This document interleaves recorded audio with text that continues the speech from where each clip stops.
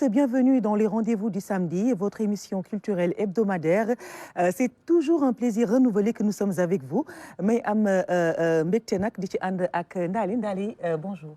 Bonjour Aïni, bonjour aux téléspectateurs yi ñuy stand yëpp saa yu samedi jotee maanaam gaaw di leen siyaar bu baax a baax di leen wormaal di la siyaar di la wormaal di la ñaanal jàmm.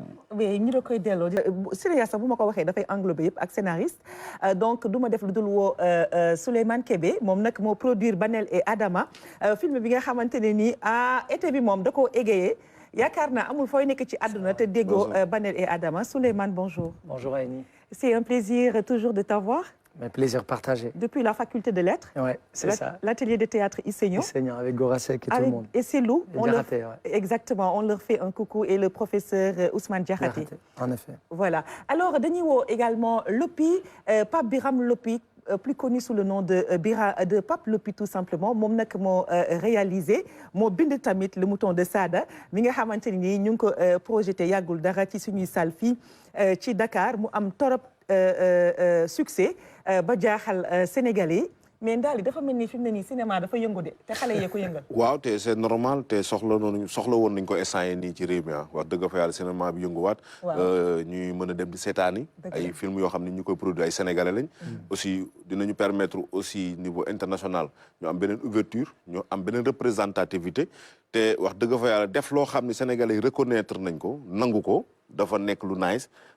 mooy tax tey bu la tubaab reconnaître nga xam ni sa réew am na ca reconnaissance. am na reconnaissance am nga reconnaissance sa réew lu am solo la toujours dans le sommaire de cette émission dinañ recevoir Cheikh Dieng moom nag musicien le producteur le produire na ay artistes yu mag fii ñu mel ni Maïga wala Fallou Dieng entre autres ku Lim Dioum wala Seydina wala Mame Gor Diazaka donc dina fi teew day organiser festival bu mag di dem bitim réew di ñëw moom tamit dinañ am ak moom waxtaan bu am solo ci kanam avoir absolument sur la RTS si kanam lay nekk suñu programme ak sur nos ondes radio yi radio RTS yi et puis l'agenda culturel également ne sera pas en reste aujourd'hui alors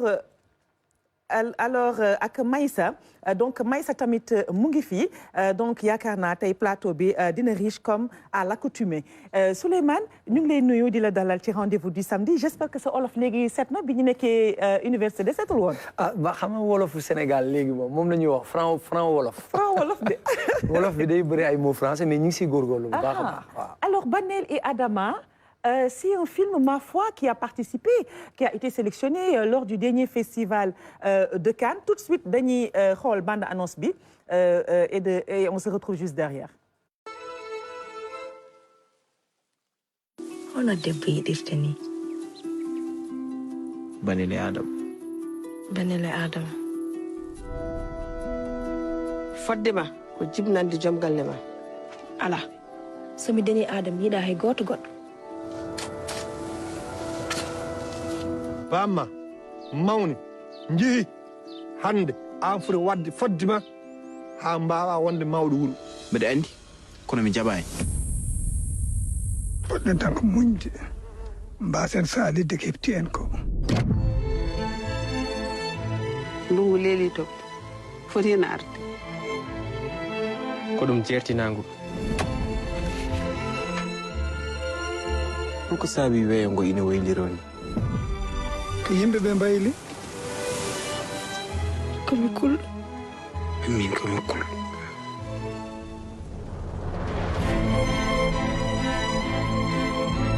nde min gonno nde lam eɗen jeeyi koye amen eɗen jeeyi windere nde eɗen belti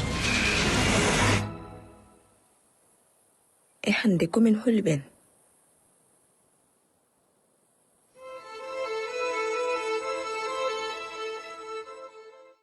Banel et Adama, sortie ici, sortie nationale, c'était à la fin du mois de septembre. Fin août, c'était en France, sélectionné au Festival de Cannes. 3000 films, nous disons que parmi les 20, ça c'est exceptionnel. Hein? Ouais. C'est pas 3000 films, hein, c'est plus de 20 000 films. C'est plus de 20 000 films. Ouais, mais... ils en ont choisi 20. 20 ouais. Donc, 20 000, 3 000, 20, c'est exceptionnel. Ouais. Alors, wax-nous un peu l'histoire de Banel et Adama. Nous savons que c'est une histoire d'amour tragique.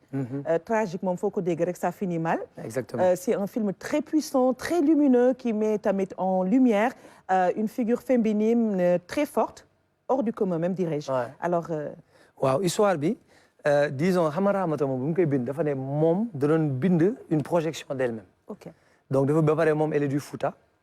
Elle a écrit une histoire d'amour mais elle s'est inspirée moom tragédie grecque yi comme ñoom Antigone et cetera. Donc du coup là on était dans Banel et Adama une histoire d'amour tragique comme ni nga ko waxee boo xamante ni jeexlukaay bi moom du neex. Du neex de. Mais l'idée moo doon rek bëgguñu woon wane film yoo xamante ni toujours Afrique xamante ni nit jigéen ñi dañuy souffrir góor dañuy souffrir nit ñi dañuy feebar li ñu tàmm gis.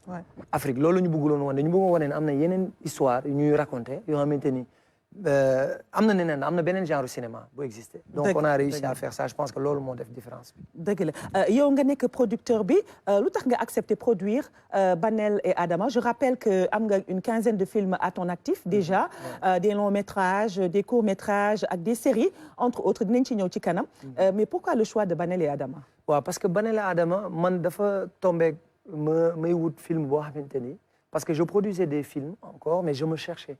Quand j'ai vu l'histoire de Banel et Adama man daf ma touché parce que dama tàmmuloon lire lu mel noonu. ba pare la moom si gënoon neex film bi dañ ko tourné en langue pulaar. xam nga film yi ñuy faral def fii pour les films internationaux day nekk en français et cetera wala wolof sax mais pulaar bi dafa am benn originalité parce que seen sonorité langue dafa neex. ba pare histoire bi ñu doon raconté dafa nekk histoire bu moderne mais dans un village. moo tax ma ne lii. dina def différence donc ça m'a touché ba pare Ramata tamit dafa nekk koo xamante ni dafa sopplu neex a wóolu parce que bindam tamit moom bind na ay film su lu weesu Notre-Dame du Nil Sibel yoo xam nekkoon nañu Cannes ak yeneen festival donc xarañ na xarañoon na trop bon bu ma liiree film bi bindam dafa baaxoon donc da ngay am envie produire ko c'était man logique mais li ma bëggoon xam foofu noonu mooy lan dëgg la am nga ci loo sentir yëg nga film bi mais le fait de porter wala produire film boo xam ne en langue pulaar la benn ndax du choix bu risqué. beneen bi moom mooy fi cinéma toll ndax bettu la. fi après film renommé bi maam. waaw non fi film toll moom renommé bett na en fait njortoon naa am tuuti reconnaissance ndax sooy def sa liggéey da ngay wóolu sa liggéey. def nañ si jox nañ ko àq bu mu yee loolu pour yegg fi ñu yegg. mais wax dëgg fa yàlla njortu mu woon fi mu yegg. waaye si film bi tànnoon ko day doon yombuloon parce que def film yoo xamante ni si langue pulaar la. ba pare si village histoire boo xamante ni principalement c'est local avant d'être universel yombul parce que dañ lay wax ne est-ce que film bi dina intéresser tubaab bi est-ce que dina man film bi dama bëgg mu intéresser sénégalais yi ba pare léegi nag ñun jàng nañu code tubaab bi film tubaab bu nekk ñun mën nañu ko seetaan africain américain chinois lañ leen di seetaan c'est à leur tour ñu jàng suñuy code ñun parce que jeex na quoi le truc de vouloir plaire à tout le monde léegi dañuy def suñu film ak suñu authenticité léegi nag mu neex nit ñi xam nu xeerun mais nag duñu jaay suñu bopp léegi nag loolu ñu identité boobu ñu teg moo tax mu neex nit ñi parce que dañ ne film bi dafa original. dëgg la film bi dafa original naka ngeen dundee seen participation à Cannes ci festival bu mujj bii di mai dernier. loolu kay xam nga lan moo tax Cannes bi mu graawoon. man xam nga soo nekkee producteur loppi war na xam li may wax. ñu ñëpp dañuy rêvé yóbbu suñu film Cannes. dëgg la Cannes mooy Saint Graal. mooy coupe du monde. vitrine internationale. Oui. Pour te dire un exemple on était en compétition avec ñoom Martin Scorsese film yoo xam ñoom Leonardo DiCaprio ñoo si joué ay Wes Anderson tous les grands acteurs ñooñu la ñu bokkaloon catégorie. c'est exceptionnel donc le lendemain on a déjeuné ak ñoom ñu toog. ñoom Michel Yao bi nga xam ne Tigre Drago ñi nga doon seetaan télé. nga toog table seen wet donc dafa nekk loo xamante ni. c'était un rêve de. non rêve sax dafa ndaw ouf quoi. man moom honnêtement c'était un donc te loolu sax bi ñu woowee dañu sélectionné un certain regard c'est une très bonne catégorie pour les premiers films on était aux anges. la veille de la conférence de presse ils ont appelé Ramata ñu ne ko da ngay def compétition officielle bi ñu ko waxee dama ne Ramata bu leen wax dara xëy na dañu juum parce que pour man. parce que kawe na daal dama nekk est-ce que juumuñu parce que dégg na am na yoo xam dañ leen ko doon wax finalement ma nekk bu ko wax mu jëm kaw. le lendemain bi ñuy def conférence de presse bi ñoom 20 films yi ñu ñoo doon 19e ñu toog ba 18e ma ne xamoon naa ne dañ juum lii bu ay mënu woon nekk. foofu ñu ne voilà le 19e film c'est un film d'une jeune sénégalaise rek ma presque. Ah, mais c'est exceptionnel. Mais c'est exceptionnel. L'État sénégalais, à travers le FOPICA, nous a beaucoup aidé pour qu'on puisse amener le maximum de techniciens. On a amené les Sénégalais, équipe ministre de Ligue. Parce que nous, les producteurs et réalisateurs surtout. Mais nous avons des gens nous avons mis un film que ce soit les acteurs comme les techniciens. Donc l'État sénégalais, on était une délégation de 15 personnes qui ont représenter le Sénégal. Voilà, film sénégalais là. Parce que souvent, parce que nous avons beaucoup de tubaab, nous avons film tubaab là. Te xamuñu ni Sénégalais ñoo ci liggéey. Moo taxoon c'était important ñu dem foofu ànd ak Sénégalais yi ci liggéey wan ni film bi am na ay tubaab yu ci liggéey mais film sénégalais la ba pare balaa muy nekk film beneen dëkk.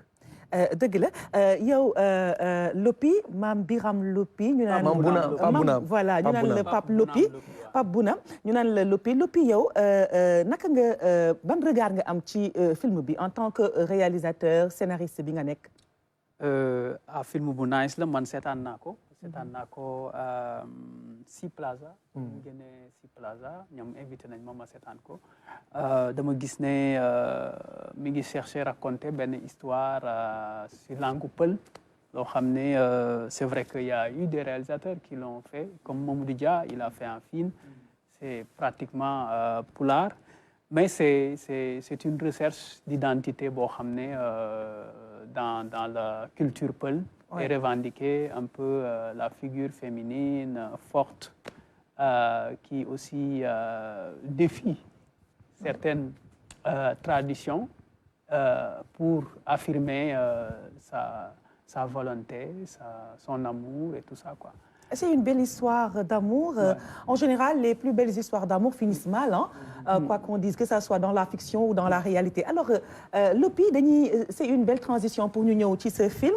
Le mouton de Sada, Tottenham moom tamit écran yi ak Sali, dernièrement fii Dakar. Donc, pour ne pas faire de publicité ci yenn Sali mu jàll. Tout de suite, nous regardons la bande-annonce et on se retrouve juste derrière.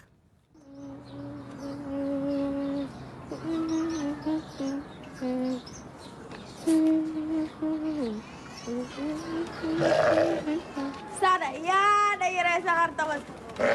Pap boo xarit yi naan day rey xarit tabaski. waaw moom laay rey. Sada xoolal man dinaa def lu ma mën ba sa papa du rey xar bi. waaye dama bëgg nga xam ne léegi nekkatuloo xale magum jëmm nga ndax am nga juróom-ñeenti at kon da nga war a xam ne xar mi jënduma ko ngir yow.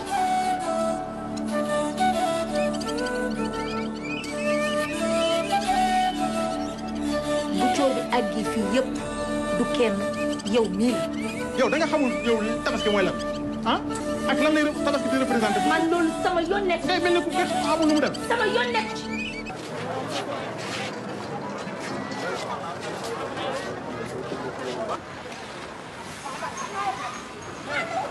Sada daal moo jékki-jékki dem mënuma laa wax Sada fii la dugg foo xalaat rek xalaat naa ko. doo bàyyi was ga. sama xar.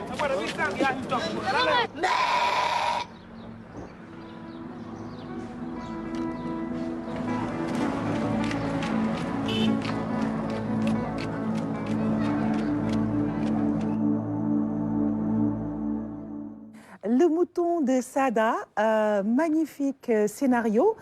nettali nag ci gémmiñu borom la daqee ndax nag réalisateur bi moom moo ko bind mooy scénariste bi racontez-nous un peu l'histoire Lopi ndax benn couple la bu nekk ak seen doom Sada bëggante mu am une relation très forte d'amitié ak xar bi loolu nag dal nañu pratiquement ñun ñëpp bi ñu nekkee xale c'est une histoire inspirée ci sa passé wala oui histoire bi dafa lié si sama passé c'est dafa nekk lu émotionnel loo xam ne dama ko dund et que du coup ma dem ba yëg ni lii war naa ko mën a relayer transmettre ko mu nekk un film boo xam ne dinañ ko partager avec non seulement les Sénégalais mais avec le monde entier quoi parce que histoire la boo xam ne c'est émotionnel c'est une histoire humaine boo xam ne dafa complexe parce que naka la maladie dem ba jël place su nit nga xam ni da nit xale bi da koy xoolee comme frère en fait pour moom mala bi nekkatul mala kese mais dem nañ ba sekk benn relation bu sori boo xam ne ay frères lañ parce que man histoire bi ça m'est arrivé.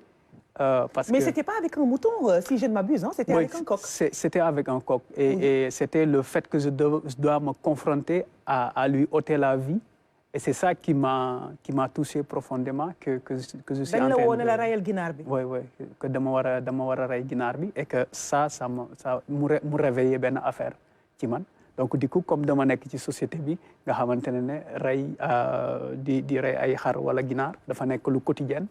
Donc fur et à mesure que affaire boobu di travail sama bopp mais bi ma demee ba jour bi ma demee sama benn kër xarit après tabaski noonu ma ñëw fekk waa kër gi yëpp kontaan sauf seen caat bi quoi bi ma ko jegee nag ci la comprendre ne xar bi ñu rey xaritam la woon donc moom famille bi mi ngi nekk en fête mais moom il est relativement dafa nekk en deuil quoi.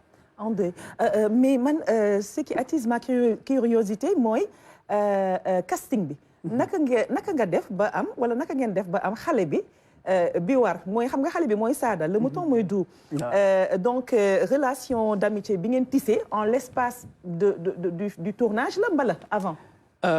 Avant là dañu def benn préparation parce que d'abord casting sauvage la parce que man dama dem ci quartier yu mel ni Guédiawaye ma rassemblé xale yi doon football et tout ça woo leen ci benn kër pour def casting pour trier choisir ki war a nekk personnage bi xar bi tamit damay dem kër ñi nga xam ne am nañ dañuy yar seen xar mais plutôt ma ne leen tey du ma ñëw ci salle bi quoi ci mbaaru xar yi laay dem quoi du coup dafa nekkoon lu rigolo ñi nga xam ne da nga leen doon seet si chaque jour ñu lay accueillir dans le salon léeg-léeg ñu parfum que sax wala tout ça nga leen ci mbaaru xar bi ngay dem ñu ne ak day xeeñ beeg tout ça da ngay dem foofu ma ne voilà parce que dañoo am casting mu xar en fait tu vois donc c'était ça c'était assez amusant et émotionnel parce que xar bi ak booy bi dañoo dëkk un mois boo xamante ne booy bee koy jox lekk booy bee koy toppatoo pour ñu créer lien boobu man tam ma fay ñëw boo xam ne dama doon créer benn jeu cache-cache man xar bi ak Sada. ok léegi ma ne booy bi xar bi su demee ba participer ci jeu bi rek c'est parce que on va faire un film avec lui. bien sûr. léegi après un moment donné mu ñuy observer suñuy cache-cache mu ñuy xool. jékki-jékki rek xar bi participer et que là on a compris que. mais bëggoon naa xam benn mbir parce que film bi dafa bëri ay brèches. yow ubbi parce que parcourir nañ Dakar. parcourir nañ quotidien wu kër Dakar yi. dugg nañ ci biir kër sénégalais évidemment dugg nga ci loo xam ni ku nekk ni nga ko waxee dund na ko émotionnellement. bu ci nekk am nga benn bis bu am na ñoo xam ne sax bis bu ñu ko defee tabaski du ñu lekk ñoom. dañuy mujj suur ndawal li mais ndax film bi dafa ñëw ci moment bu ndax du défi. dafa mel ni film bi défi la yéen ñaar ñëpp seen film yi dafa mel ni défi la par rapport ak cinéma sénégalais fu mu toll. oui mën naa wax ni défi la parce que par rapport ak cinéma sénégalais fu mu toll et que cinéma àdduna aussi fu mu toll parce que cinéma d'abord identité la booy nettali dara dafa mel ni ngay nettali li nga xamante ne def la ñor. ngay nettali li nga xamante ne ci sa culture la ngay nettali li nga xamante ne sa gis-gis la ci àdduna bi tu vois donc yooyu yëpp dafa nekk loo xam ne dafa am solo et que cinéma dafa nekk mbir boo xam ne film da nga koy def mais après doo xam fu muy mujj moo tax da ngay préparer lépp ci sens bi nga xamante ne moom nga bëgg a nettalee histoire bi histoire la boo xam ne fépp fu mu dem mën na kii d'ailleurs FESPACO gars yi dañu yokk séance de projection yi normalement catégorie bu ma nekkoon dinañ ci ñëw si kanam le film dem na FESPACO participer na section perspective donc mu nekk lu am solo parce que nag FESPACO mooy vitrine bi gën a rëy fii Afrique ci côté cinéma tout de suite dañuy lay invité suñu mbokk téléspectateurs yi ñu seetaan projection bi en salle le mouton de Sada et on se retrouve juste derrière. saa su tabaski jibsee xar doon na lu yitteel njaboot yi bërëm kër gu nekk war a sàmmonteeg li diine digle maanaam rey benn xar Sada moom cofeel gi mu am ci xar gi baayam jëndoon pour bés bi bañ ne kenn du ko rey ngir muccal ko mu daldi fàq ak moom jëmali kër maamam. papa daa bëgg a rey xar bi ma bañ sama yaay di ma jàppale waale pour mu bañ a rey du. lu ñu bëggoon a wane mooy empathie mooy cofeel yërmande cofeel bi xale bi am ak xar bi ba fan la mën a àgg dafa dem ba dugg ci affaire papa doom maam dem ba sax jàll nañu ci histoire bu yàgg boobu nga xam ne moo tax tey ñuy def tabaski donc loolu dama ko bëggoon mu nekk benn affaire boo xam ne histoire bi da koy lié.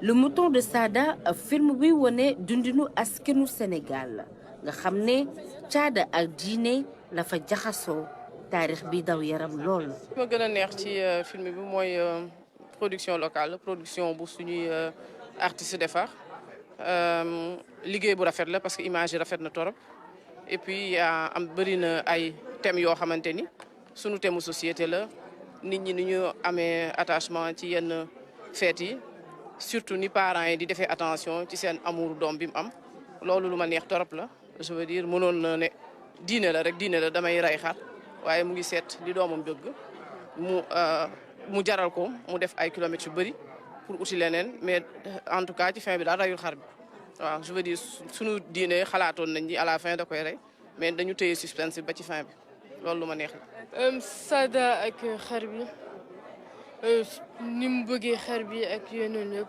tout ça. ban scène moo la ci gën a marqué. scène bi ak sëriñ bi. bu amee scène bu kenn dul fàtte mooy bu yaayu Sada di Kumba. ay Sada foo nekk. Sada soxla naa ci sama wet. Kumba daal di wone sacrifice bi yaay di defal doomam ngir dab bànneexam. scène boobu defe naa lu ma gën a marqué si film bi ci loolu la. sëriñ bi nee na ma lii boo ko utilisé ak nu ma la ko waxee boo demee di nga gis sa doom donc moo tax ma ñëw si meeku mu jaral ma ko ma daal di koy def rien que rek pour sama doom ñëwaat si samay loxo aussi ma dab bànneexam.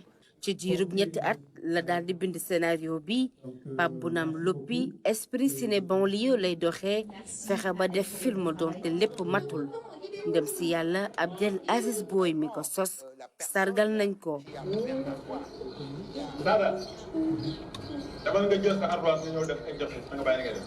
Le mouton de Sada waa Lidelcom ñoo ko produire financement bi yëpp nag génnul Sénégal.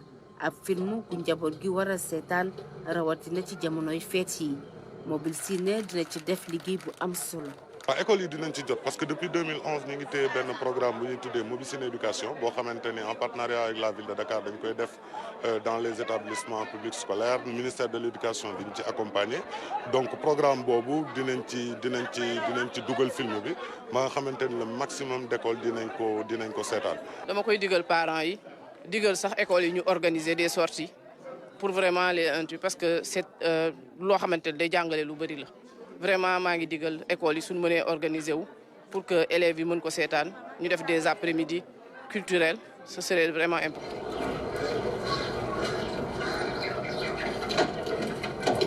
ci bitim réew film bi teewaloon na Sénégal ca FESPACO ca section perspective.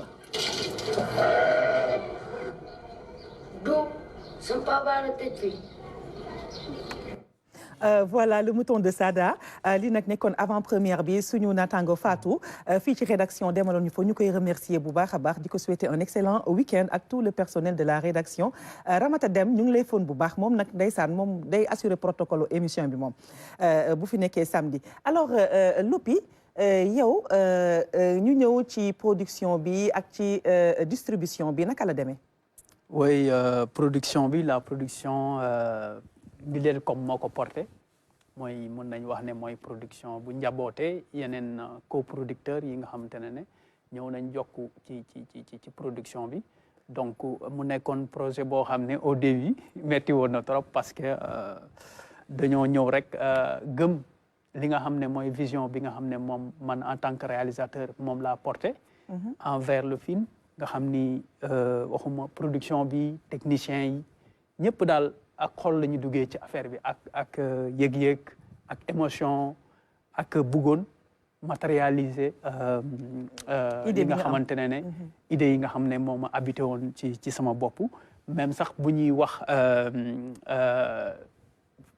guichet de financement yi ci finance yi ci ñëw après tournage bi lañ ñëw FOPICA ñëw na def apport ak yeneen guichet Jeune Création et bien sûr Canal Plus après ñëw na tamit appuyer tuuti comme coproducteur et voilà quoi noonu la demee. noonu la demee Souleymane ñu gis nañ le mouton de Sada à l'instant ban sentiment nga ci am en tant que producteur mais am nga fibre également cinéaste. oui man fierté la xam nga lu mu tax parce que film bi moom lu mu dul wax peut-être Tabara lii bu ko produire moo na ko wax ak Khadija. waaw film bi ñoom dañ ko produire xam nga man sama film dama dem wuti xaalis film bi du film sénégalais kese. ok ñoom sénégalais yi ñoo ko porté.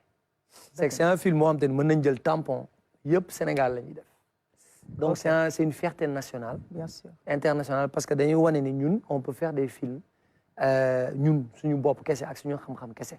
donc loolu moo tax film bi man daf may touché quoi dama si am fierté. film bi ba pare moom mu liggéey comme li mu wax ñëpp topp ko ci équipe bi ñëpp topp ba pare film dafa neex.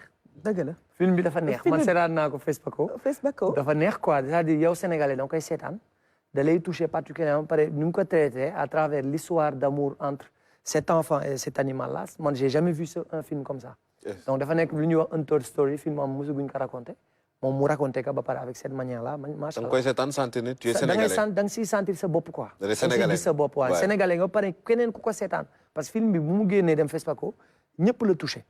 ñi ko seetaan tubaab yeeg Burkina bi yëpp la touché donc macha allah. dëgg la parce que tamit une partie du film Burkina Faso la amee tamit léegi participation film bi FESPACO section perspective yow naka nga dundee loolu c'est une fierté certainement pour toi.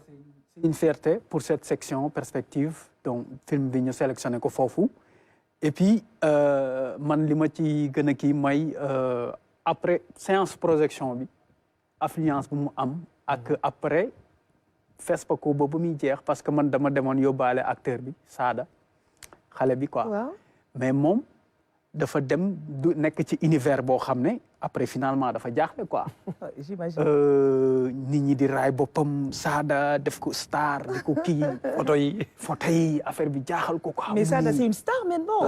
ouais mu ni mais lii lan la quoi fan nga ma indi nii quoi ma ne ko yow léegi star nga quoi. alors mais fàttali suñu mbokk yi ñu seetaan njëkk nga produire Larme en 2012. après nga réaliser Dem moom tamit en 2017 participé na ay festival yu mel ni Carthage yi am en Tunisie man xam naa ci dara donc Carthage moom c'est ma ville de cœur en Tunisie c'est un magnifique pays lan ngay xaar lan mooy say attente ci film bi qu'il ait une vie en salle.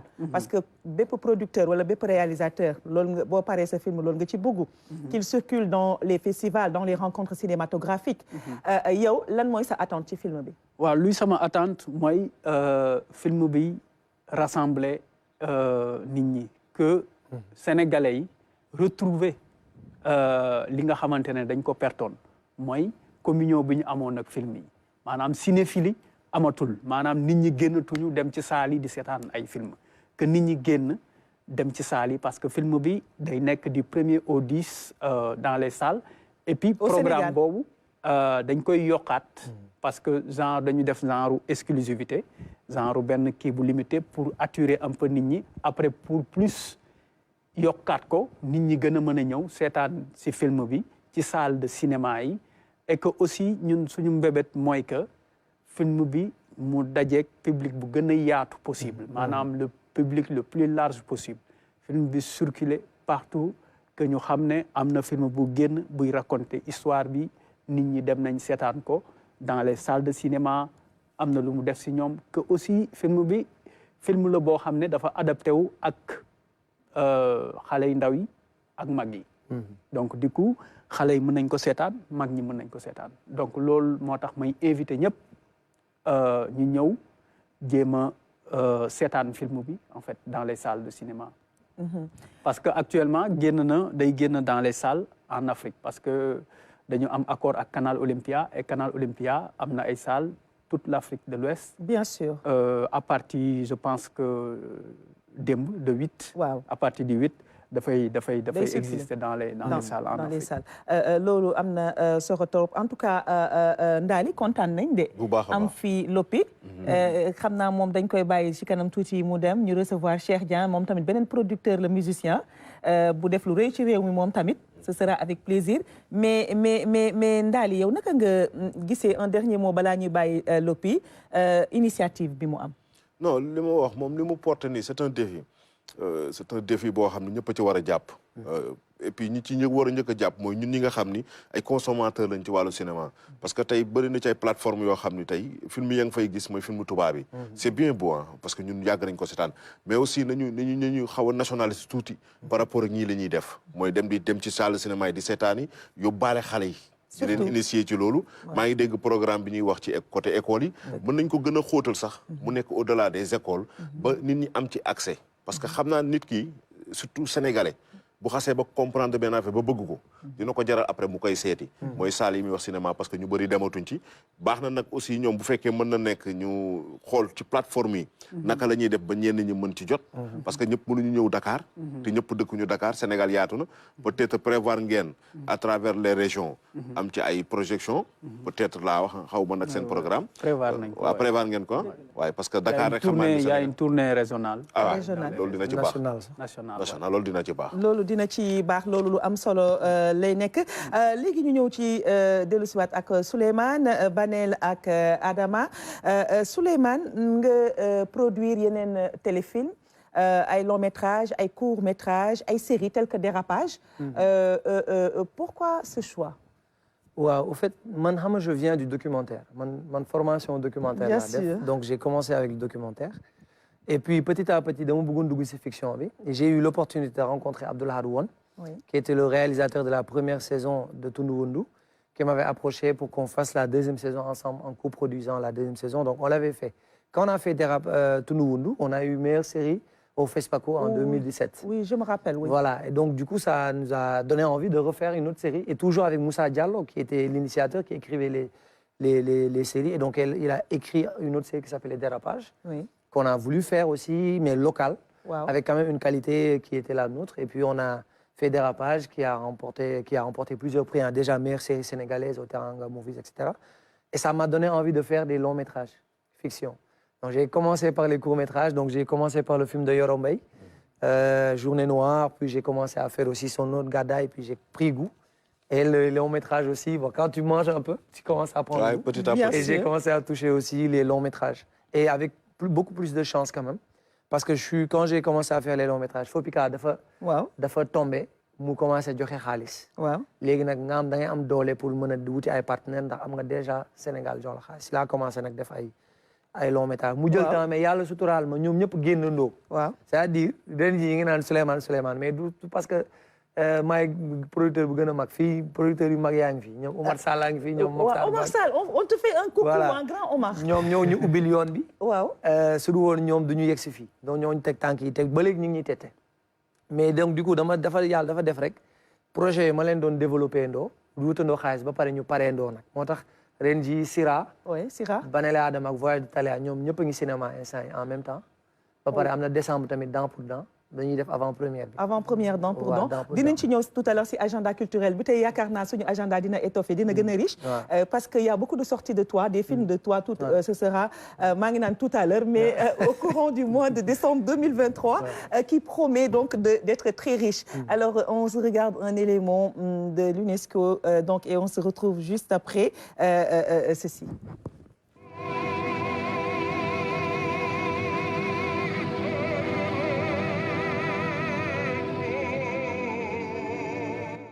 Scarlatti, Verdi ou encore Puccini, les grands airs d'opéra italiens sont chantés dans le monde entier. Et désormais, cet art lyrique italien figure sur la liste du patrimoine immatériel de l'UNESCO. Cette reconnaissance, à mon avis, signifie deux choses. La première, c'est que nous remettons l'artiste lyrique dans son ensemble au centre, c'est-à-dire ceux qui font ce métier, ceux qui montent sur scène et ceux qui sont dans les coulisses, et c'est très important. Et puis surtout, lorsqu'un patrimoine est reconnu, alors ce patrimoine doit être protégé. Donc comme un monument, si on voit qu'il tombe en ruine, il faut le restaurer. C'est la même chose pour l'opéra maintenant.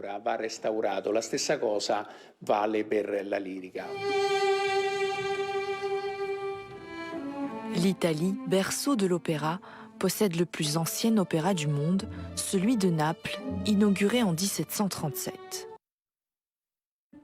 Moi, le chant lyrique opéra, cosaanam Italie la. Moi, j'adore l'opéra, j'adore le chant lyrique. Donc, patrimoine, UNESCO, mon code patrimoine immatériel, donc de l'UNESCO, mu nekk lu am solo parce que nag chant lyrique, opéra, dañ koy restaurer comme bâtiment bu demee ba màgget niñ koy restaurer.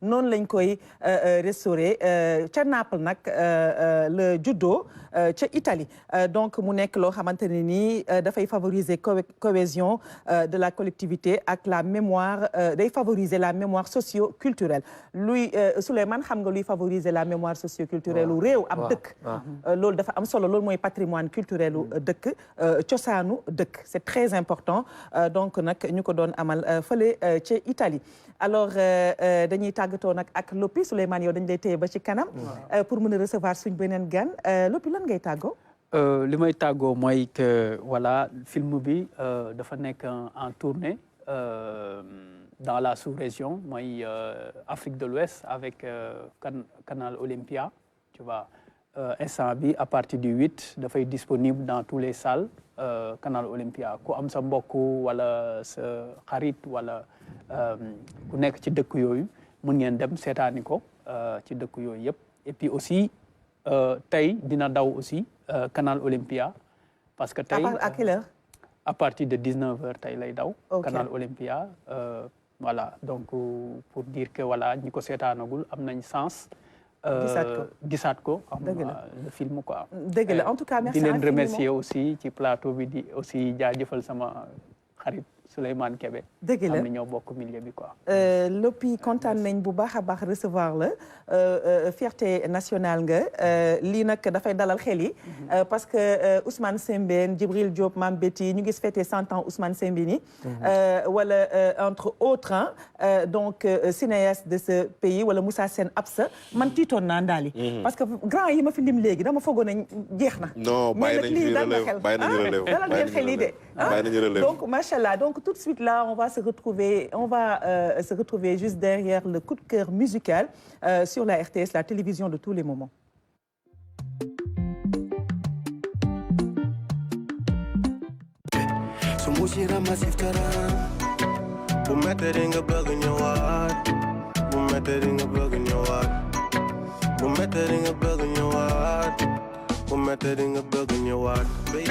Hey baby, wananiwano afini hana hadi kodo yimbe fono bana hetiano mupida hesa namda maudu handa wela chango meta hanko sika noko weta hesi ni bido wadana beta so fawane yitara miyeta so mandi nyoko ni wayeta ngura tenko gangsta love Show me fami ngonda kwe hudora dini baby give me so musira masiftaram baby so musira masiftaram so musira masiftaram baby so musira masiftaram Bumetering a bug in your heart Bumetering a bug in your heart Bumetering a bug in your heart Bumetering a bug in your heart Yo reste mon lip Xoolal ni ma def ma baby jël ma sandi ne jël xol bi saaga ne def ko ni koy def gën a di play mere wu ma la no mais du ñu nekkaat no pour yow di nga dem ñëw ma baby on no no a holli kam caggal njaada kono baby hande arti ci kuda na wayano wayno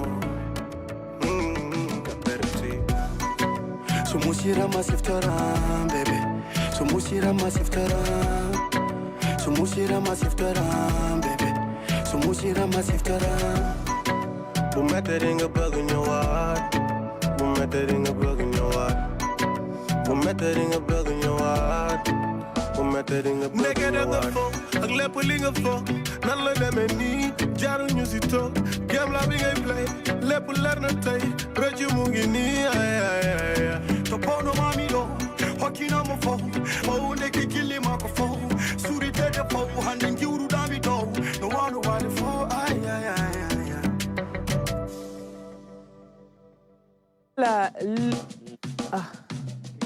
jeexam she love me she love me she love me hey love me she love me she love me keep it love me keep it love me she love me and she love me she love me keep it love me she love me and she love me she keep it love me.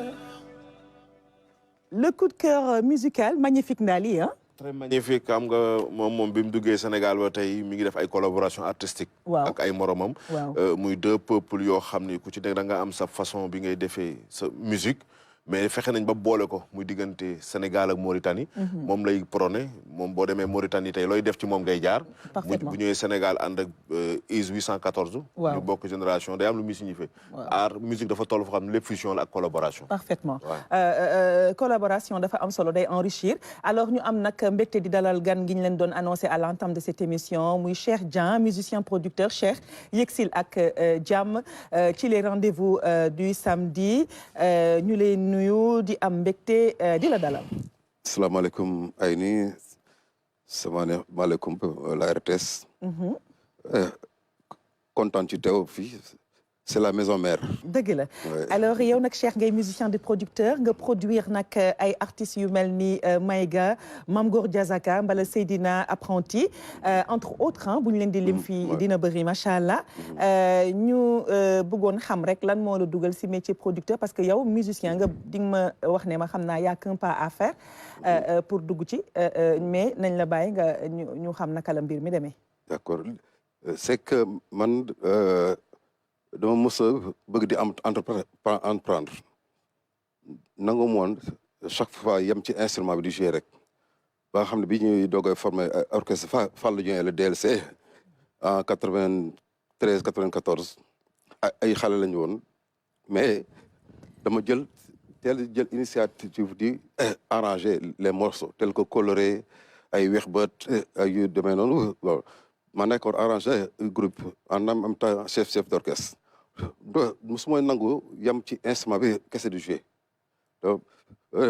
donc su bëgg di initier daal ay projet waaw xam nga ki ngay wax ni dafa bokk ci ñu liggéeyal musique sénégalaise waaw ñu bëri turam la ñu xam mais xamuñu jëmm ji xëy na weesu na sax doon producteur rek weesu na doon instrumentiste weesu na doon arrangeur waykat la aussi ndaanaan la ci way ñu bëri xëy na xamuñu loolu di liggéey lu mucc ay aussi ànd ak ñu bëri daanaka ci musique sénégalaise ay ni kii toog nii ànd nag ñu bëri daanaan yu bëri yu mag liggéey ak ñoom mais Cheikh dañu gis ne Cheikh dafa jékki-jékki mel ni ku def recul gisatuñ ko mi ngi ci kaw lan moo indi sursoowu dellu si waat ci réew mi pour indi ay mbir te ndax dafa am ñu ko waroon defuñu ko wala Cheikh dafa toog ne non li ma musique sénégalaise defal faaw ma delloo ko pour teg ay plateau culturel waaw parce que dama mos a gis ne musique du benn style kese donc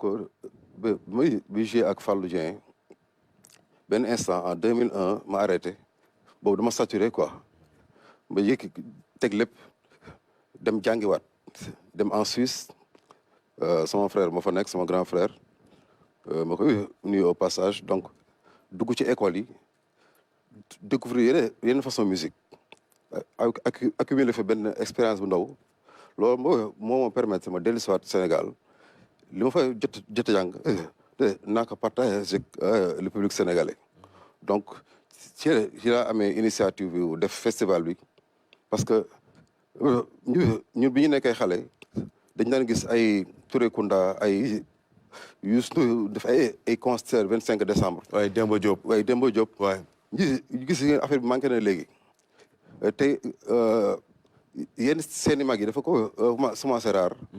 ne pourquoi pas initier festival boo xamante ni day dajale jeune talent yi ak anciens yi donc ci laa defee daaw édition bu njëkk bi jële woon ay professeur de musique ñëw def fi 72 heures. jóge woon Suisse. En Suisse waaw. échanger avec la nouvelle génération. ok waaw année bi nag ma indi groupe Sénémali ak ñoom Maysa Ñaa bi nga xam ne moo woy Sawaaji. Maysa Ñaa Aswaale Asamaan. Aswaale Asamaan. Sidi sa Samb day ñëw. yoro aussi Eja Chaka bu jógee Montpellier ak beneen groupe bu jóge de 11 personnes bu jógee Suisse donc ñoom ay professeurs lañ en même temps ay musiciens lañ quoi. ndax dëkk bu mel ni Sénégal. li fi musique di fi artiste représenté ak artiste li mu liggéeyal drapeau Sénégal bitim réew. ak fi suñu musique toll. ndax waroon nañu mën a toog ba benn Cheikh Dieng il faut que mu ñëw pour ñu mën a taxawal plateau yu mel noonu. waay loolu question bu am solo la mais gis na loolu ma sax moo commencé rey musique bi parce que musique bi léegi nekkatul ci yenn place yu mag yi ci ngénte yi lay nekk ak ci mariage. te loolu day yàq valeur bi quoi ñun dañuy temps Fallou yi dañu jouer 3 fois dans la semaine cosaan rek def tour du Sénégal daaw ñu toog mais loolu pour nga am ko léegi problème la pour nga décrocher sax contrat problème la quoi ba loolu gis naa ne ba ñu amoon suivi bi dina gën a améliorer affaire yi quoi manque na jàppale manque na suivi ba côté mën naa ne structure yi nga xam ne ñoo war a pousse musique bi waaw dëgg la loolu am na solo Cheikh balaa ñu lay bàyyi nag nga dem dañ lay laaj rek programme festival bi naka lay demee ak kañ la ban date la festival mi ngi démarré le 13 à la mer à table fële ci Almadi 13 décembre ouverture bi le 13 mercredi pour dalal gan yi waaw mais le vendredi 15 Blaise Senghor à 16h mooy nekk cérémonie officielle bi waaw boo xam ne plus de 50 groupes de nar nañ jàll loolu dina am solo torop lu 50 groupes di jàll di participer ci plateau bu day noonu c'est énorme ñu la ci encourager di la féliciter ci initiative bi di la ñaanal tamit mu jëm kanam di espérer retrouver la xam naa durant le festival wala juste après pour encore en parler plus largement dañuy nag tàggoo ak benn clip bu Maysa mi ngay wax mu ngi fii yaakaar naa fekk si nañu fii sànq moom tamit muy def lu am solo ci musique sénégalaise ñu seetaan pour mën a dalal Maysa Sawaji sawaje yow yumbadu lingi bako Sawaji sawaje yow yumbadu lingi kitoro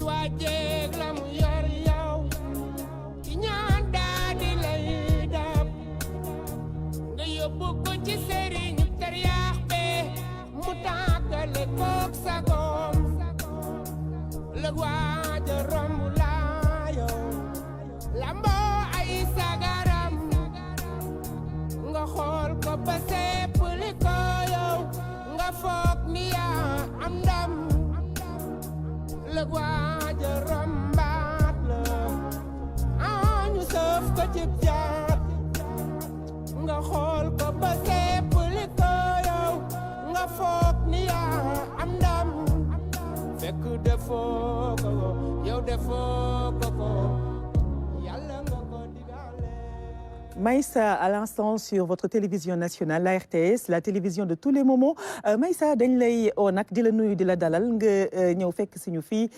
si plateau des rendez-vous du samedi votre émission hebdomadaire culturelle du samedi j'espère que vous éprouvez du plaisir à être avec nous amis téléspectateurs Ndali Maysa ngi nii de Maysa ñu ngi lay siyaar ñang daal maa leen delloo ziar yaa ngi am jàmm maa ngi sant bu baax kii magu Yves Niang la dëgg la ci ñu ko xamul lu bëri waaw comme ni ma koy waxee jaar na xaase waale asamaan teel a tukki bokk na ci artistes yi njëkk a tukki moo tax xëy na gisuñu ko woon mais su ñun dañ jàppoon ni da nga ko bàyyi non duñ ko mën a bàyyee. ndax lan waaw maa ngi leen di nuyu bu baax. waaw di nuyu Sénégal yëpp.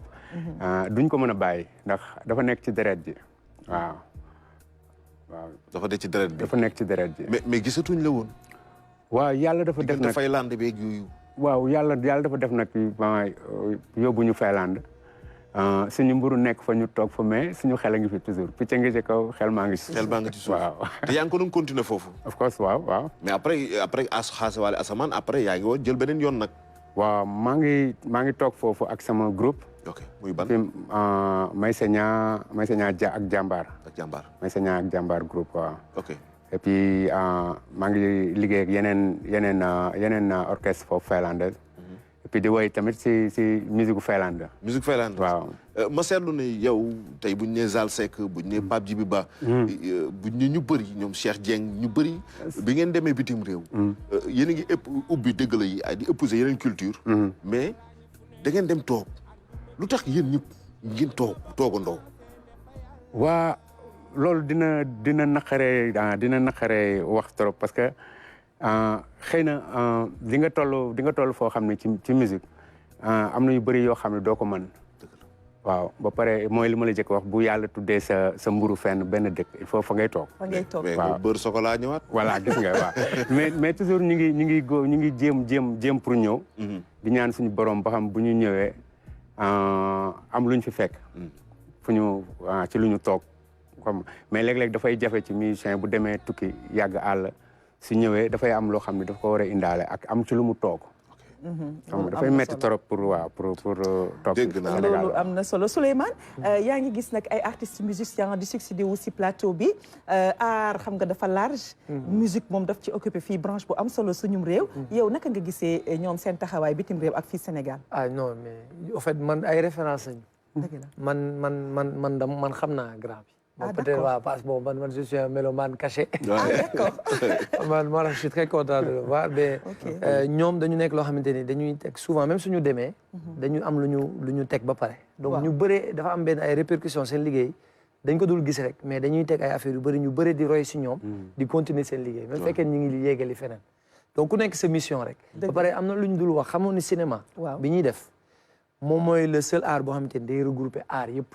parce que si biir cinéma man je travaille avec des compositeurs. pour les musiques des films. Parfaitement. donc la musique est dedans. Les artistes praticiens travaillent avec nous on fait des décors on fait beaucoup de créations dans le cinéma. La mode travaille. La mode voilà les stylistes travaillent avec vous. Les comédiens viennent. Exactement. Donc tous ces arts-là se retrouvent dans notre travail. Donc on est obligé d'avoir quand même une culture générale de tous ces domaines-là. Le cinéma est un art complet. Exactement. xam naa nag dinañ ne maa ngi def promotion cinéma.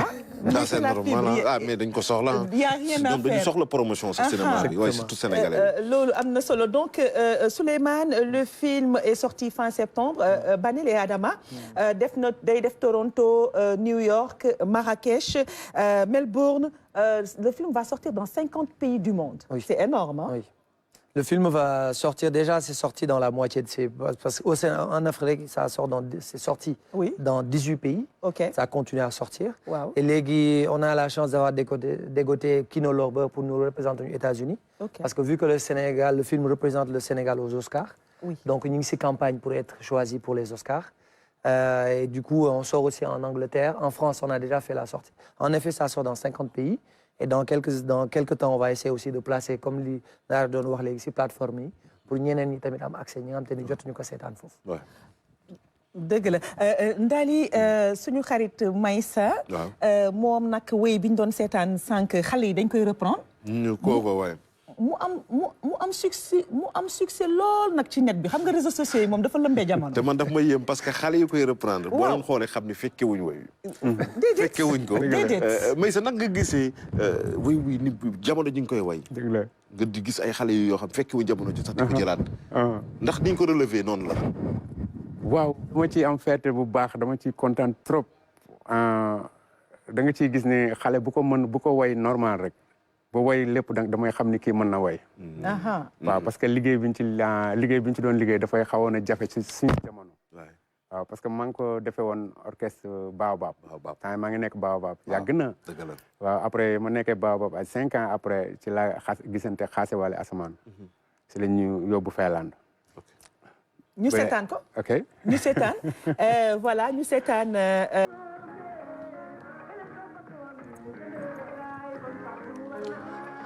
ay ni xam naa ne ku dégg way wi sa xel dina dem fu sori Sénégal ñu bëri nag ñi ngi xam Pape Djiby Ba xëy na bi ñu déggee way wi mais Pape Djiby Ba Dakar la juddoo alpulaar la judduwul ci ngéwél judduwul ci askanu ngéwél waaye bàyyi na fi loo xam ne tey koo tudd di nga ko mën a tudd 1968 la Pape Djiby Ba tàmbali musique mën nañ ne à l'âge de 14 ans sax la njëkk a relevé benn wayu Lay Mbub boo xam ne mi ngi bu Lay Mbub tuddee woon Buuna Njaay moom la Pape Djiby Ba njëkk a relevé à 14 ans mais voix bi yéem ñu bëri ginnaaw loolu Pape Djiby Ba daje ku ñuy wax Pape Seck Dagana waxtaanee woon nañ ko fi Pape Seck Dagana moo ko booleeg Ibra Kassé mu dugaloon ko Star Band Pape Djiby Ba jaare fa way wi ñuy wax Chéri Coco waaye ci ñu bëri xamul nag ndax Chéri Coco Thione Seck da ko reprendre après ñu jàpp ne Thione ko reprendre fekk Thione ko bindoon avant Thione moo bindoon Chéri Coco bi Pape Djiby Ba way dëgg la Pape Djiby Ba jógee foofu dem bokk ci groupe bu ñuy wax le Sahel bu ñoom Idrissa Diop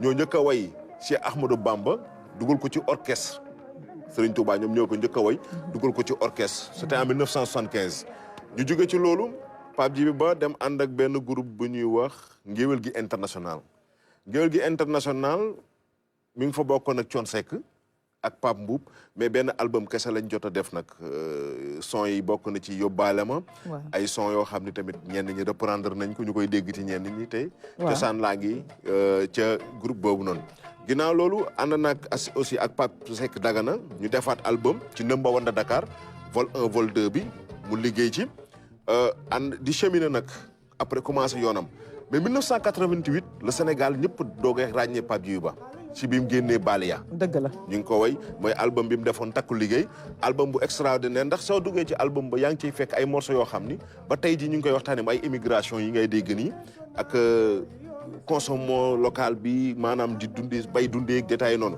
mu nekk artiste bu thématique mais Pape Djiby yemul foofu noonu ginnaaw loolu noonu gis nga bi nga dégg léegi 1992 bi ñuy def fii Coupe d'Afrique bokkoon na ci ñu woyoon nekkoon woyoon ci préparation Coupe d'Afrique boobu noonu moom ak Kumba Gawlo Seck ak Souleymane Faye bu ñu fàttali ko tuuti Pape Djiby continuer carrière am ba presque 99 ay 2000 ci la commencé di tukki mais tukki bi taxul muy toog da doon jaabante di dem di ñëw Pape Djiby Ba tamit bokk na ci koo xam ni artiste bu am lu ñu bëri amul mooy ñu defee sommet de l'OUA fii au Sénégal mu toog fii biir RTS di fi woye gars yi di ko synchroniser depuis Addis Abeba yàlla may na ko tamit loolu noonu Pape Djiby Ba 2005 bokk na ci album Youssou Ndour bi ngi Égypte bi nga xam ni Grammy Awards am nañ ko ci parce que moo kër ci Youssou Ndour ci way woowu di Cheikh Ibra Fall bokk ci ñi nga xam ne nag comme ni ñoom may sañaa ñiy def ak ñeneen ak ñeneen ñi mooy dem ba bitim réew di fa continuer liggéey bi ndax Pape Djiby Ba bi ñu demee Suisse dafa taxawee en tant que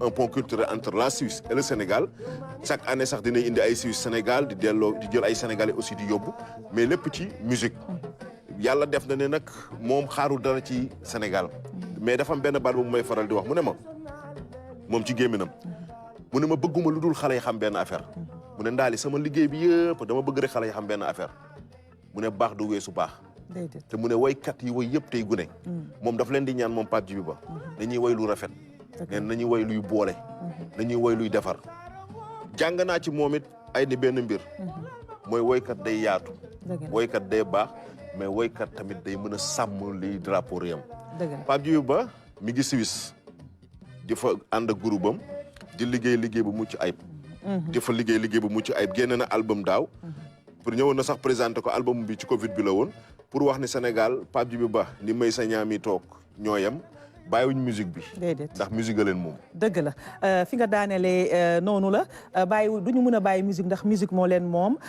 mu nekk nag lu am solo merci infiniment Ndali ci tey instant souvenir artiste légende bu mag sénégalaise boobu nga ñu indil tey alors dañuy jàll nag bu ñu paree ci instant souvenir ci avoir absolument sur la RTS nos programmes télé et radio et c'est dans un instant sur votre télévision nationale, la RTS, la télévision de tous les moments.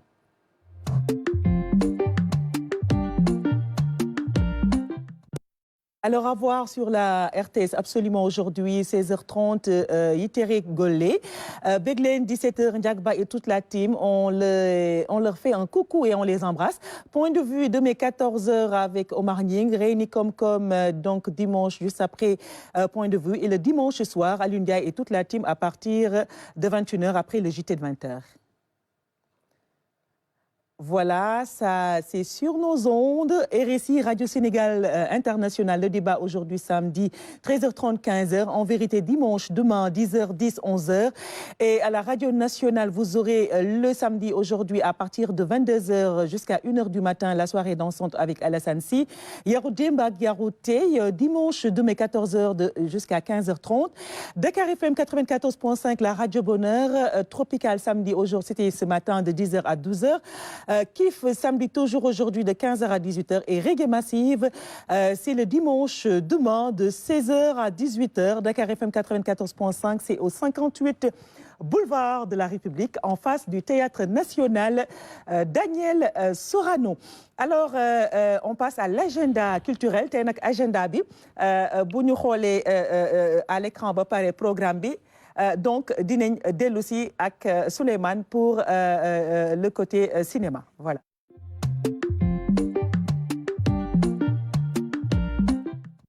Alors, l'agenda culturel, le festival du film de famille, c'est le centenaire de Ousmane Sembène. On en parlait à l'entame de cette émission. Les 100 ans de Sembène, c'est du 8 au 10 décembre 2023 au centre culturel de Fass. Bu ngeen demagulee gaaw leen dem ndax le 10 nag dans 2 jours les jeex. Sembène a fait des choses absolument magnifiques au plan cinématographique. Et puis le mercredi de chaque mois, vous avez donc un auteur face au public fële ca maison de la culture Douta Seck ñu ngi nuyu bu baax directeur bi Ndiaye. Alors donc le programme le mouton de Sada c'est jusqu'à la semaine prochaine dans les salles Canal Olympia ak consort. Souleymane yow lan mooy programme bi les films à venir. Déjà, pour ajouter à l'agenda culturel, il y a Dakarcourt, le festival Dakarcourt qui se passera à partir de demain. Dakarcourt? Oui. À l'Institut français, on montrera tous les films de court-métrage, que ça soit sénégalais ou d'autres pays. Donc, lol, faut mom jarna dem. Aussi, il y a aussi regard documentaire. Rendi, ils mettaient l'accent sur les réalisateurs comme Laurence Gavron, Nigen Aduna, Samba Félix Ndiaye, etc. Donc, nous avons def ngor la ka gaay defé. Donc, chaque samedi là, tay sax amna. À partir de quelle heure dans l'après-midi? Dans l'après-midi. Donc, sur plage Ngor bi dañuy def ñom panel expliquer ni ñuy bindé scénario pour documentaire ici et yoyu. Après ñu teg un film en souvenir de ces personnes-là. Et c'est gratuit là? C'est gratuit, tout est gratuit. L'entrée. Donc là, vraiment, c'est un programme très alléchant pour vous, amis téléspectateurs. Il faut y aller, surtout en famille, les jeunes, les enfants d'Ali. Sans que nous voyons, comme il y a un film, Le Mouton de Sada, Banel et Adama, c'est agréable de regarder ces films. Ding Si Diang, Mbiru Xalé la et vraiment neex na dem. Donc ñu ngi leen di jaajëfal ci taamu bi ngeen ñu taamu di ñu seetaan amis téléspectateurs votre émission les rendez-vous du samedi. Maïssa dañ lay bàyyi nga tàggoo mais tàggoo bu dul tàggoo on va se retrouver très prochainement. waaw maa ngi leen di tàggoo te du ma leen bëgg a bàyyi parce que maa ngi Sénégal actuellement mais bëgguma fi jóge sax waaw bëgguma fi jóge parce que toujours xol baa ngi fi sama sañoon ñaan suñu borom mi ma bàyyi fële daal mu indiwaat ma Sénégal ba li des mu génn parce que saa waa ji buntu bi la tijji woon rek waaw lu ma téeméer ngi fi macha allah. Souleymane on se dit au revoir pour mieux nous retrouver comme on disait à l'atelier. Voilà, merci beaucoup en tout cas pour l'invitation et puis comme ñu ko waxee consommons local allez regardons les films sénégalais.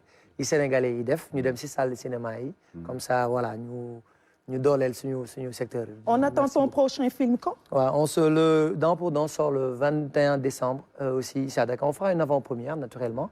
Et nañ leen invité. Ce sera avec plaisir. Alors Ndali lan la ñuy tàggoo tey? tey xanaa di souhaiter par anticipation joyeux anniversaire sama jarbaat Binta Dia di ko ñaanal gudd fan di ñaanal aussi sama premier téléspectateur. waaw samay deux premiers téléspectateurs. kenn ki mooy Fadel. sa frère moo koy nuyu bu baax a baax. c'est vrai waaw Fadel maa ngi lay nuyu bu baax a baax. di nuyu sama petit frère bi topp ci man Babacar Gassama. di ko siyaar bu baax moom du raté émission bi. di ñaan yàlla may ñu jàmm. may ñu koy fekkee saay su ne ñu koy tal.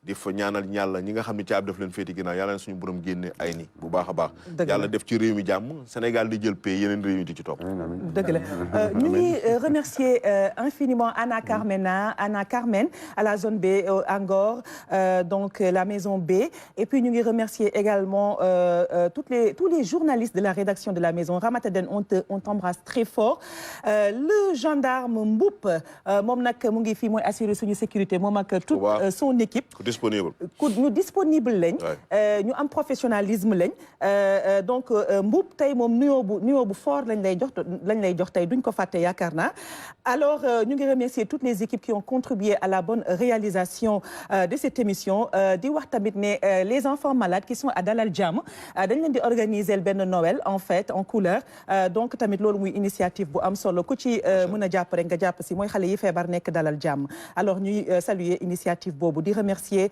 également Omar Ndiaye qui était aux manettes de cette émission ak toutes les équipes de la RTS Eva au maquillage merci infiniment et on se retrouve très prochainement avec d'autres invités dans un